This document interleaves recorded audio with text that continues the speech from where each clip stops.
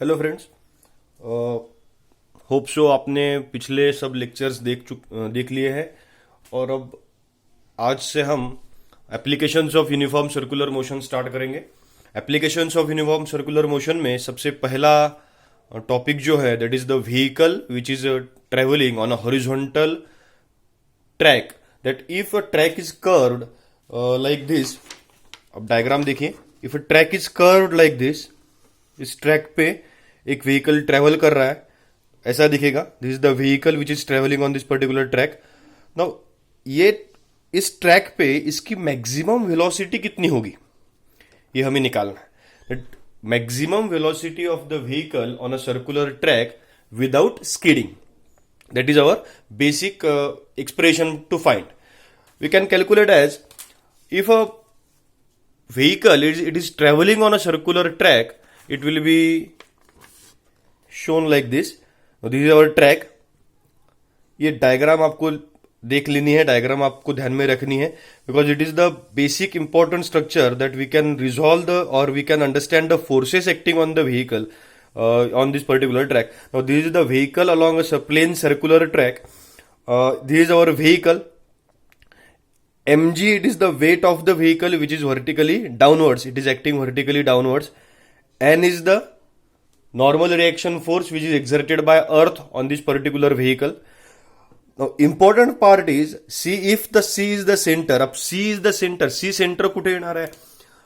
If this is the circular track and in this particular circular track, let us say this is the arc and this arc has this particular center. Now C will be the center and Fs will be the force of friction which is acting, this force is acting between road and tires. Force एक बार फिर से समझ लीजिए। Force आप अपने पास कौन कौन से है? फोर्स है, सबसे पहला फोर्स होगा weight mg of the vehicle which is acting vertically downward, and n is the normal reaction force which is acting vertically upward. These two forces are equal and opposite and these forces will cancel out each other or they will balance each other. फिर से एक बार देखिए, weight mg it is acting vertically downward, n is the normal reaction force which is acting vertically upward. n and mg will balance each other, therefore we can write here that n is equals to mg है। अब third force है force of static friction between road and tires.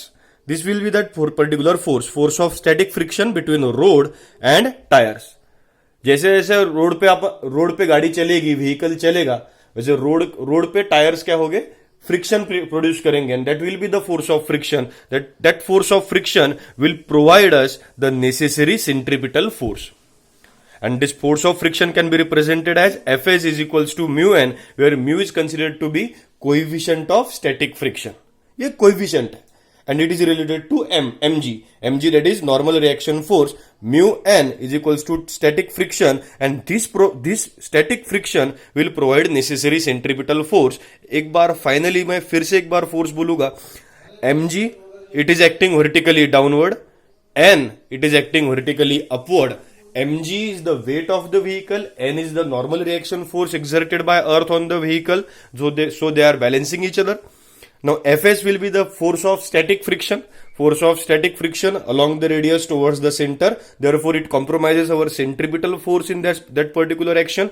In mathematical terms we can write the equation as, so basically we are trying to write equations in mathematical terms. So n will be equals to mg. This will be our equation number 1 because they are balancing each other, वो एक दूसरे को balance कर रहे हैं, और frictional force जो है वो हमें सेंट्रीपिटल फोर्स प्रोवाइड कर रहा है. तो frictional force is equals to our centripetal force. Frictional force can be represented as Fs and centripetal force can be represented as CFF. Now centripetal force का formula अपने पास क्या है? mv square upon r. You can write mr omega square also, but we are calculating linear velocity, therefore we have written mv square upon r, and force of friction or force of static friction can be represented as mu n. N can be represented as mg also, therefore we can write, or equation 2 can be also written as mu multiplied by mg is equals to mv square upon r. Mu multiplied bye mg is equals to mv square upon r because n is equals to mg, therefore we have used our equation number 1 for this particular purpose. ध्यान में आ रहा है? अपन सबसे पहले क्या कर रहे हैं? n is equals to mg because they are balancing each other. Friction force is providing centripetal force. Friction force can be represented as mu multiplied by n is equals to mv square upon r. n can be represented as mg, therefore mu mg is equals to mv square upon r. Now v की value अगर निकालनी है तो m क्या हो जाएगा? Cancel हो जाएगा. r इज इन डिनोमिनेटर, यहां जाएगा न्यूमरेटर में जाएगा. Therefore we can write the equation as v square is equals to mu multiplied by r multiplied by g, where mu is the coefficient of static friction, r is the radius of the curve, and g is acceleration due to gravity. We have to calculate v, therefore taking square root to both sides. If we have taken square root to both sides, we can write equation as v is equals to square root of mu r g. और ये अपना important expression है जो बहुत बार exam में पूछा गया है. v is equals to under root mu r g. This velocity can be represented as maximum velocity which is a vehicle can possess on circular track. This v is equals to under root mu rg will be the maximum velocity of vehicle on horizontal circular track. अब maximum velocity यानी क्या है? इससे ज्यादा अगर उसकी velocity हो जाएगी तो vehicle skid कर जाएगा, vehicle slip हो जाएगा ट्रैक पे से, vehicle गिर जाएगा. जैसे अपन एक बार एक्सप्रेशन फिर से देखेंगे. that vehicle along a plain circular track, plain track है सीधा, बट इट इज सीधा और that is horizontal track which is getting curve. अब यहां पे क्या हो रहा है? This is our vehicle, mg is acting vertically downward, n is acting vertically upward. fs will be the static friction coefficient, fs will be the static friction which is providing centripetal force. We can write n is equals to mg because they are balancing each other, and frictional force it is given by friction force it is given by centripetal, और centripetal force it is provided by frictional force. Therefore frictional force is equals to mu n is equals to mv square upon r. n के बदले लगाया mg, mm cancel, mu g is equals to v square upon r. Therefore v square is equals to mu are g and v max is equals to under root mu are g. This will be the maximum velocity of vehicle on a circular track और horizontal circular track where mu is the coefficient of static friction. ये question exam में ऐसे ही आता है कि calculate और obtain expression for maximum velocity of a vehicle on a circular track. इसका नेक्स्ट क्वेश्चन भी इंपॉर्टेंट है जो मौत के कुएं के बारे में है. Let us go to that particular question that is called as well of death और sometimes it is also referred as wall of death. तो चलो भाई अब डिस्कस करते हैं मौत का कुआं. मौत का कुआं it is well of death, sometimes it is referred as wall of death क्योंकि वो वॉल पे बंदा घूम रहा है. यहां पे एक बात ध्यान रखनी है कि यहां पे मैक्सिमम वेलोसिटी ऑफ व्हीकल नहीं निकलेगी, यहां पे निकलेगी minimum velocity of vehicle. Minimum क्यों? यहां पे अगर स्पीड ज्यादा है तो व्हीकल स्किड होने वाला नहीं है. जैसे अब ये यहां पे अगर अपना मौत का कुआं है, यहां पे if he is travelling horizontally like this, ऐसा घूम रहा है, तो ज्यादा अगर वेलोसिटी होगी तो उसको स्किड होने के लिए चांसेस नहीं है, उल्टा वो तो वही रहेगा, यहीं पे रहेगा ऐसा. अगर वेलोसिटी कम हो जाती है तो अब वो गिर जाता है. That is the main thing in here.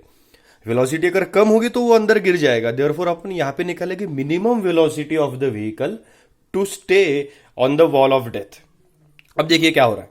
यहां पे मैंने बंदा निकाला है, इसके बदले अपन व्हीकल कंसीडर करेंगे. Suppose this is a vehicle और मैन के बदले व्हीकल है.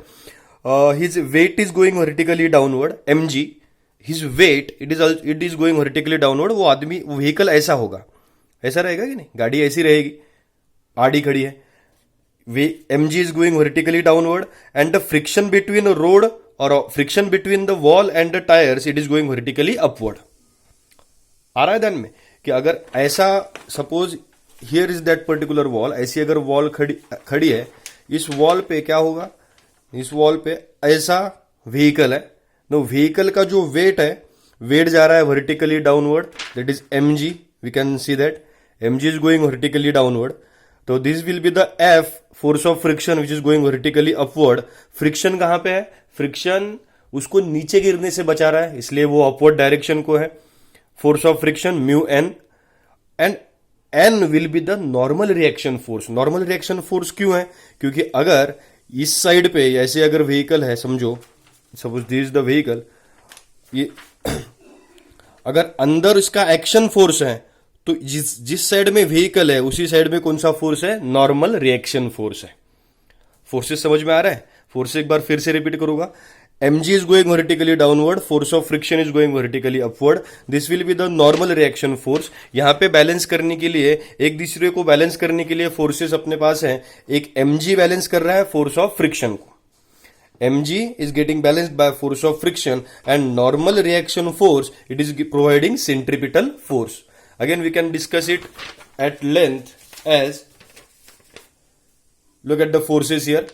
Normal reaction force, it is acting horizontally, now this will be our normal reaction force। Weight mg acting vertically downwards, mg is acting vertically downwards। Force of static friction between wall and tires vertically upward। now इनको अगर equation, mathematical equation में अपन लिखेंगे, देखिए यहां mathematically we can write the equation as normal reaction, it is providing our centripetal force, therefore we can write a normal reaction is equals to centripetal force, n is equals to mv square upon r, and weight mg, it is getting balanced by frictional force, therefore mg is equals to force of friction, that can be referred as mu into n। अब expression अगर solve करना है तो कैसे solve करेंगे? n के बदले क्या डाल सकते हैं? mv square upon r। Therefore, अगर यहां पे सब्स्टिट्यूट कर लिया n के बदले mv स्क्वायर अपॉन r, तो our equation becomes mg is equals to mu mv square upon r। We have to calculate v, velocity, mm getting cancelled, therefore g is equals to mu v square upon r। r denominator है, यहां numerator को जाएगा, mu यहां पे numerator को है, यहां denominator को आया, rg upon mu is equals to v square। We can taking square root to both sides, we can calculate v is equals to under root rg upon mu, where mu is the coefficient of static friction। This is the minimum velocity of the vehicle in well of death। हम यहाँ पे दो velocity निकाले हैं। It is one was the maximum velocity of the vehicle on plain road, that was under root mu are G, और यहाँ पे मौत का कुआं में, वेल ऑफ डेथ में v is equals to under root R G upon mu. दोनों में से एक एक्सप्रेशन एग्जाम में आएगा लिखने को, इंपॉर्टेंट एक्सप्रेशन है। इसके आगे के सब एक्सप्रेशंस अब बहुत इंपॉर्टेंट हो जाते हैं हमें पढ़ने के लिए, इसलिए सब्सक्राइब कीजिए, लाइक कीजिए, शेयर कीजिए फ्रेंड्स के साथ में। Keep on adding to this page, this particular channel, we will discuss more and more physics further. Like, share and subscribe. Thank you.